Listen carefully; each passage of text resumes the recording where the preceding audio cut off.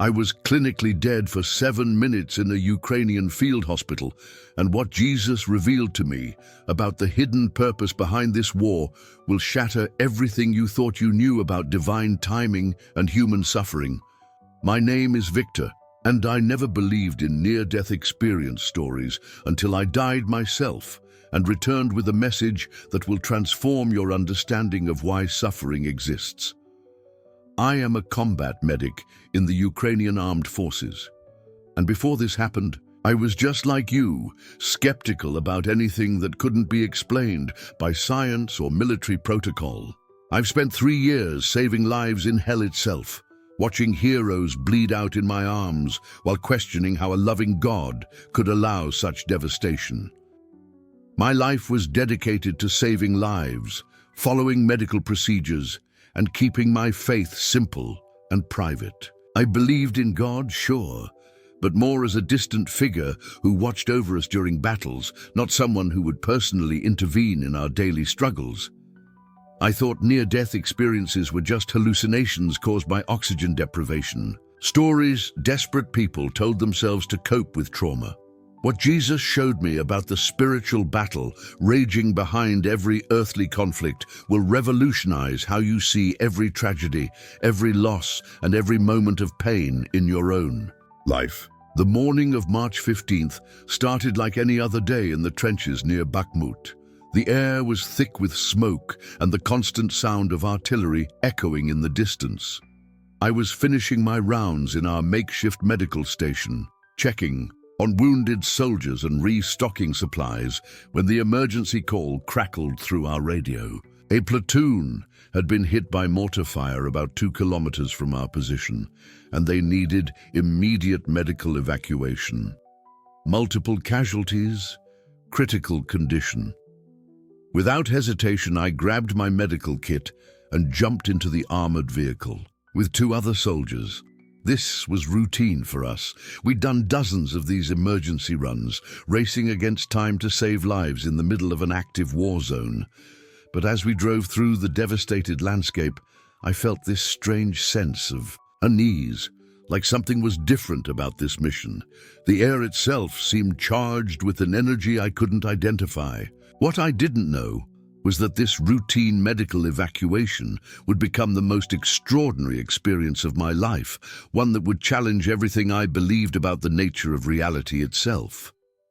As we approached the coordinates where the wounded soldiers were waiting, instead of the usual adrenaline surge I always felt before treating casualties, I experienced this unusual calm that seemed to come from nowhere.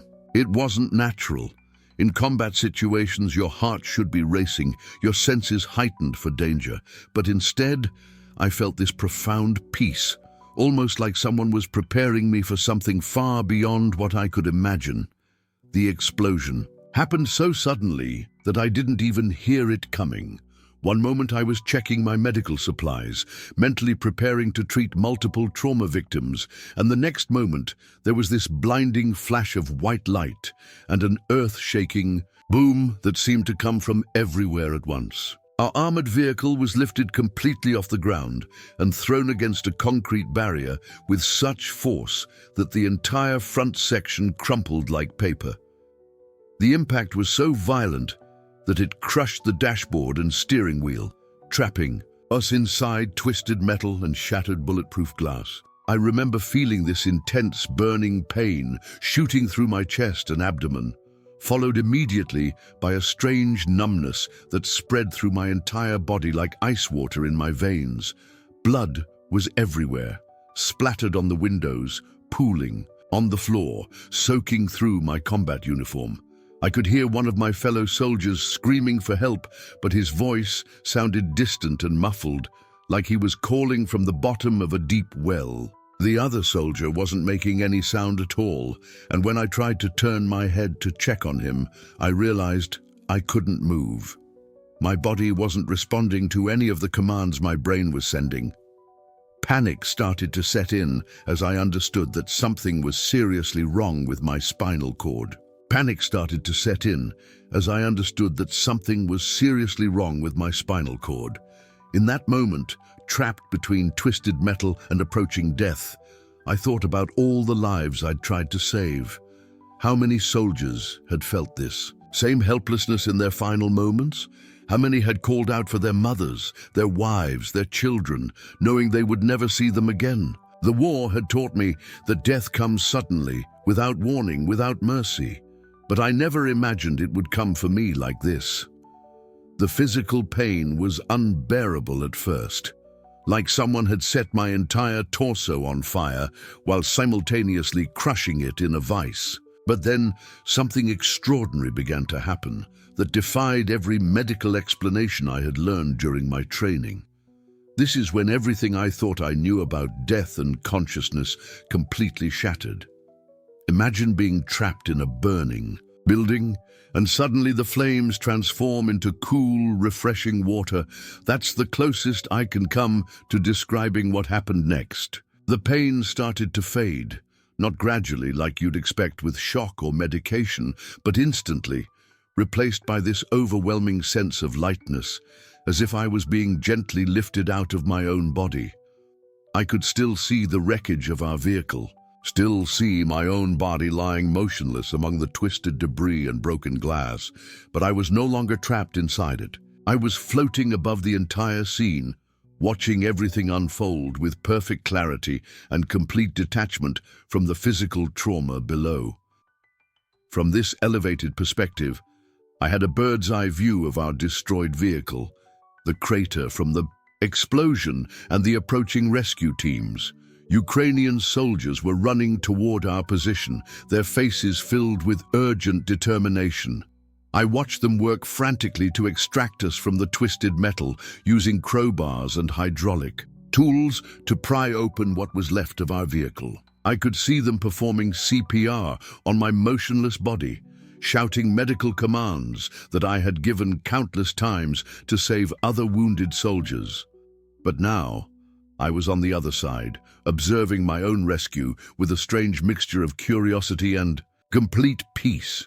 The most remarkable thing about this out-of-body experience was how incredibly clear and vivid everything appeared. Colors seemed more intense and saturated than anything I had ever seen before. Sounds were more distinct and layered, like I could hear individual conversations happening hundreds of meters away. I could perceive details that would have been completely impossible to notice from ground level, the expressions on medics' faces as they worked on my body, the precise movements of their hands, even their unspoken thoughts and emotions. I felt their determination to save my life, sensed their professional frustration when my body didn't respond to their efforts, and somehow understood that this moment was part of a much larger divine plan that I couldn't yet comprehend. But what I witnessed next would reveal the true spiritual reality hidden behind our physical world. What happened next was like having blinders removed from my eyes that I never knew were there. What happened next was like having blinders removed from my eyes that I never knew were there. As I continued floating above the battlefield, my consciousness began to expand beyond the immediate scene of our vehicle accident. I could see the broader landscape of the war zone stretching out in all directions, the intricate network of trenches and fortifications that marked the front lines. But more than just the physical reality, I began to perceive what I can only describe as the spiritual dimension that exists alongside our material world. It was like someone had given me special glasses that revealed layers of reality that are normally invisible to human eyes. Picture a vast spider web made of pure starlight, connecting every living soul. That's what I witnessed. Streams of light connecting every living person on the battlefield, threads of love and compassion that wove between soldiers regardless of which uniform they wore. Russian, Ukrainian, civilian, soldier, it didn't matter.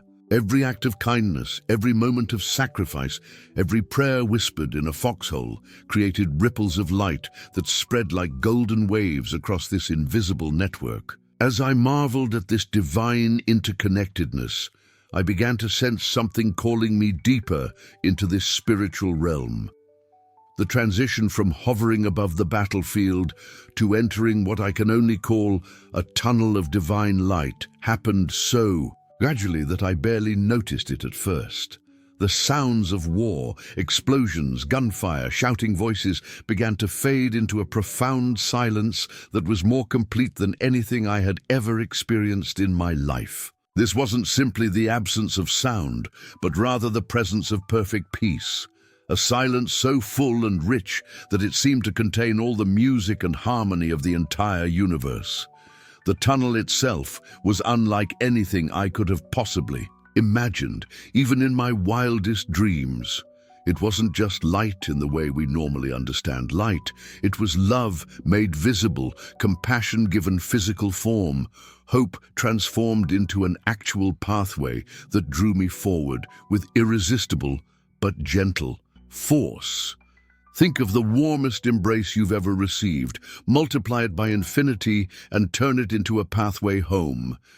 The walls of this tunnel seemed to pulse with living energy, radiating warmth that penetrated not just my spiritual body, but my very essence, healing wounds I didn't even know I was carrying and filling me with joy so profound that tears of pure happiness flowed from my eyes.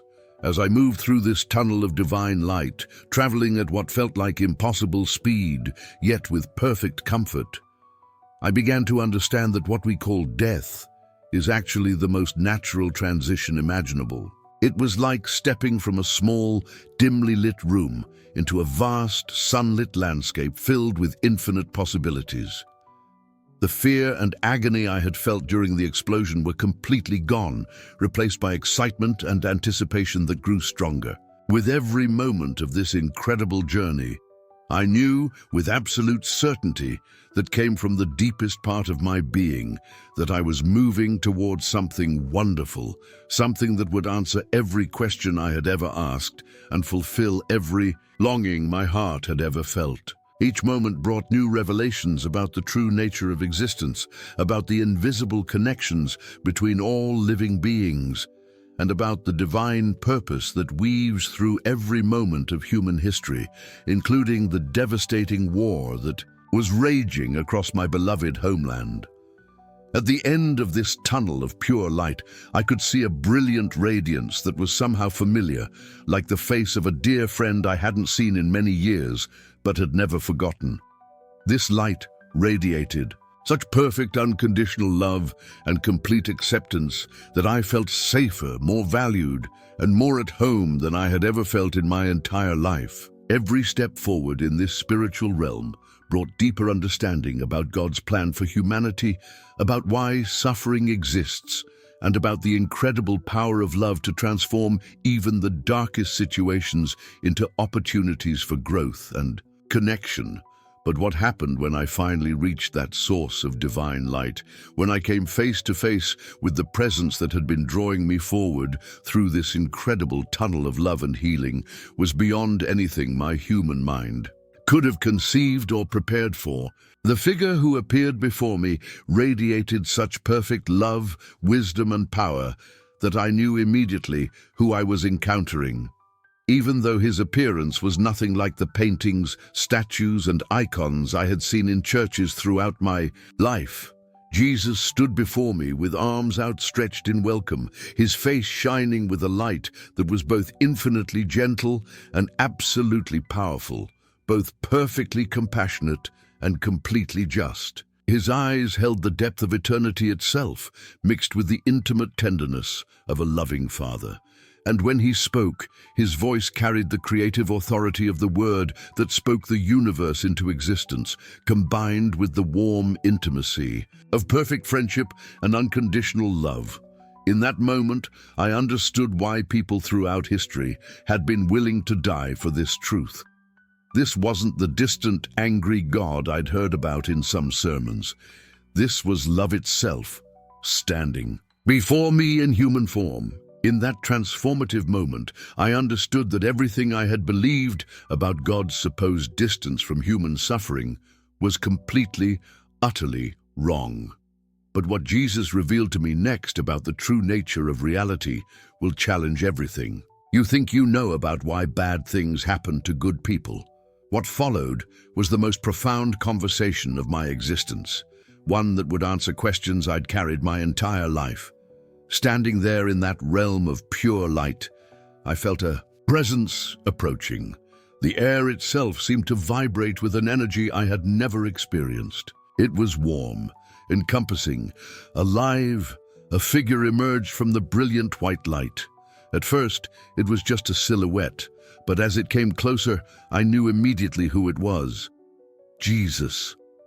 Not the pale European version from church paintings, but a man with olive skin, kind eyes that sparkled with infinite compassion, and a presence that radiated pure love. He was wearing simple white robes that seemed to glow from within.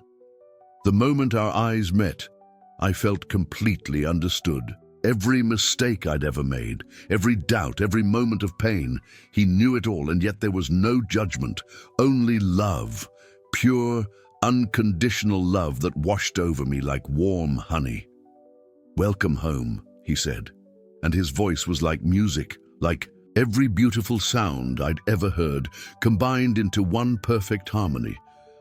I fell to my knees, overwhelmed by the magnitude of his presence, but he reached out his hand and gently lifted me up. "You don't need to kneel," he smiled. "You are my beloved child." I tried to speak, but words felt inadequate. How do you respond to the source of all creation? How do you process standing face to face with divine love itself? "I know you have questions," Jesus continued, as if reading my thoughts. "And I know the world you come from is filled with pain, with war, with division. People kill in my name.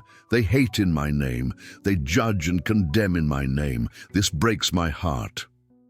As he spoke, I could see images flowing around us, scenes of conflict, of religious wars, of people using faith as a weapon against others. The pain in his eyes was unmistakable. "This is not what I taught," he said softly. "Love, that was always the message. Love your neighbor as yourself. Love even your enemies. Love is the force that moves the universe, the energy that created everything you see. Love, that was always the message. Love your neighbor as yourself. Love even your enemies. Love is the force that moves the universe, the energy that created everything you see." I found my voice finally. "But why? Why is there so much suffering? Why do good people die young? Why do children suffer?" Jesus placed his hands on my shoulders, and I felt a warmth that penetrated to my very soul. "My child, what you call suffering in your earthly experience is part of a much larger plan. Every soul chooses its journey before coming to earth. Every challenge is an opportunity for growth, for learning, for the expansion of love." His words hit me like lightning. The war, the death, the destruction I'd witnessed, it wasn't meaningless chaos. It was part of something bigger, something I couldn't see from my limited human perspective. He gestured, and suddenly we were looking down at Earth, but not as I'd ever seen it.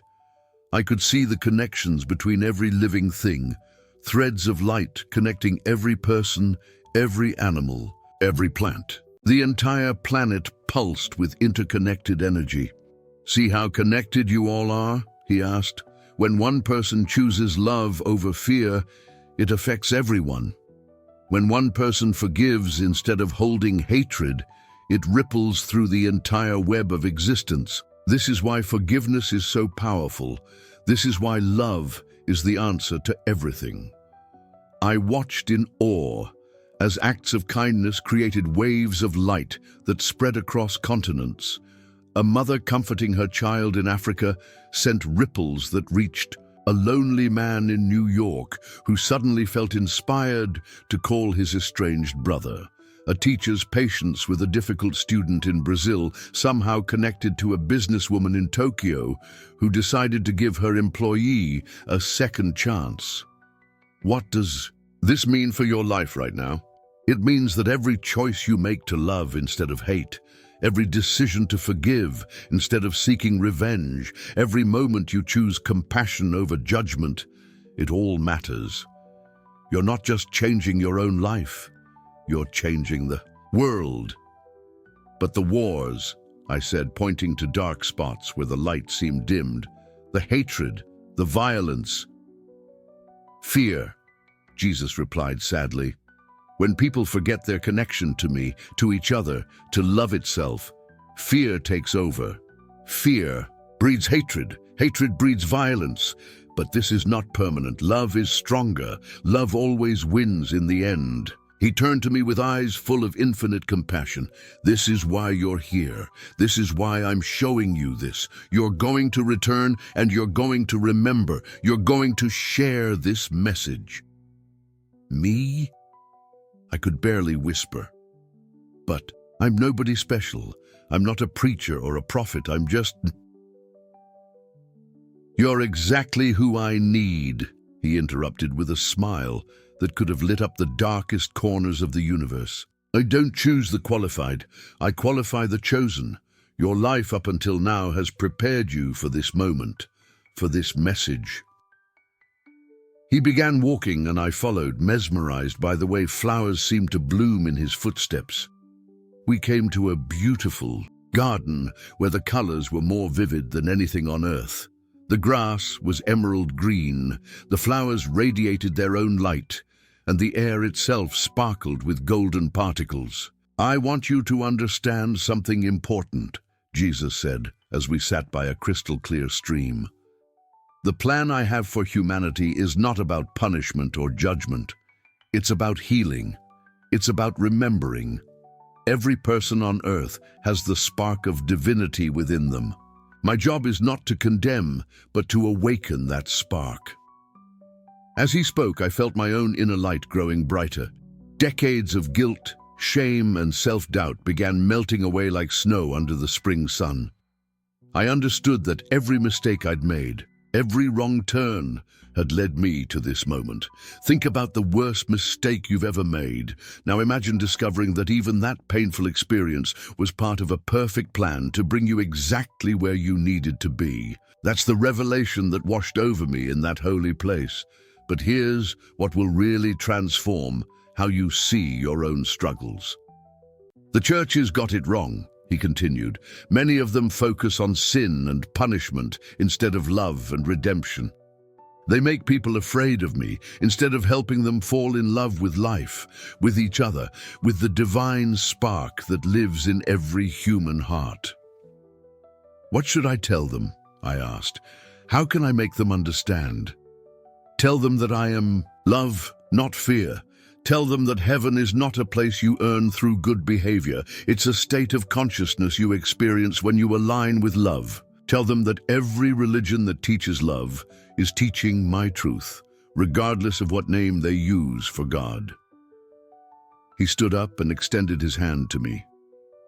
Come, let me show you something else. We walked to a magnificent city made of light itself. The buildings seemed to be constructed from crystallized music, if such a thing could exist. Everything hummed with harmony. People of all races, all backgrounds, all time periods were there, and they all radiated the same loving energy. I felt from Jesus, this is what awaits, he said, not based on what religion you followed or what prayers you said, but based on how much love you cultivated in your heart, based on how much compassion you showed to others, based on how willing you were to forgive, to heal, to serve. I saw my grandmother there, looking young and radiant. She waved at me and blew me a kiss. I saw other relatives, friends who had passed, even people I didn't recognize, but somehow knew were part of my soul family. They're all waiting for you, Jesus said, but not yet. You have more work to do first. Suddenly, I felt a pulling sensation. The beautiful realm began to fade around the edges. I have to go back, don't I?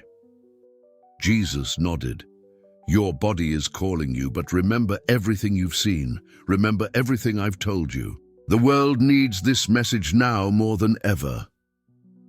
The pulling grew stronger. I was being drawn back toward that tunnel of light, but this time Jesus was walking with me. "Will I remember all of this?" I asked, suddenly afraid that this perfect clarity would fade. "You will remember," he promised. "And when doubt creeps in, when the world tries to convince you this was just a hallucination or a dream, remember the love you feel right now. Remember that you are never alone. I am always with you, in every breath, in every heartbeat, in every act of love you choose." The tunnel was getting brighter, faster.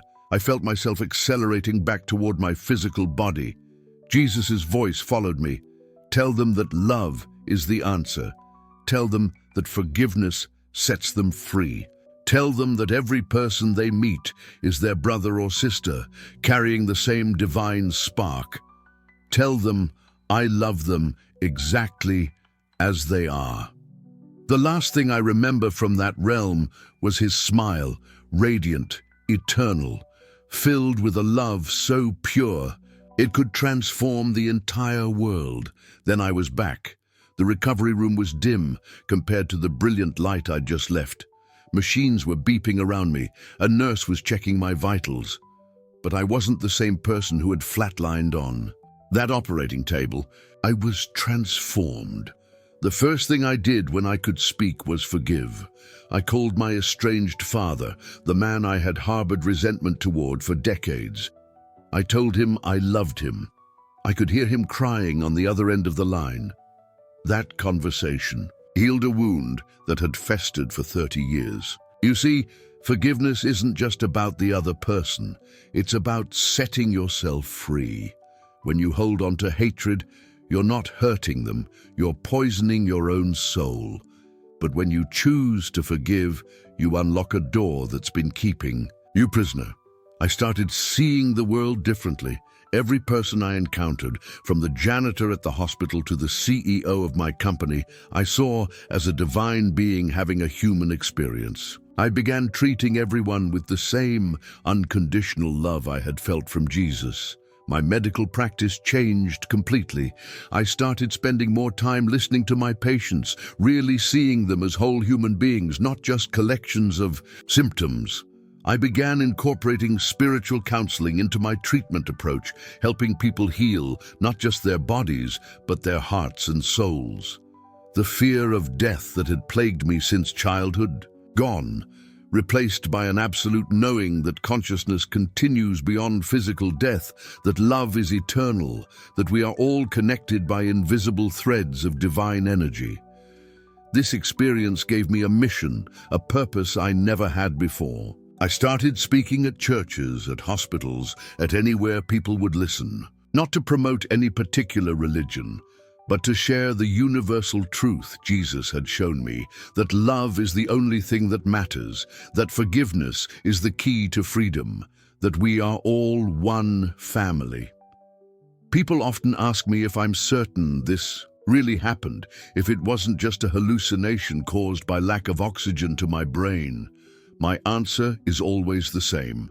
Look at the fruit.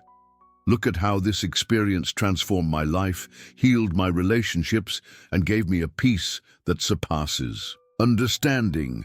Whatever you want to call it, hallucination, divine revelation, or near-death experience, the truth it revealed changed everything. I've learned that we don't have to wait until we die to experience heaven. Heaven is here, now. Whenever we choose love over fear, forgiveness over resentment, compassion over judgment, every time we see the divine spark in another person's eyes, we're glimpsing heaven on earth. The Jesus I met wasn't the angry, judgmental figure some religions portray. He was pure love, infinite compassion, absolute acceptance.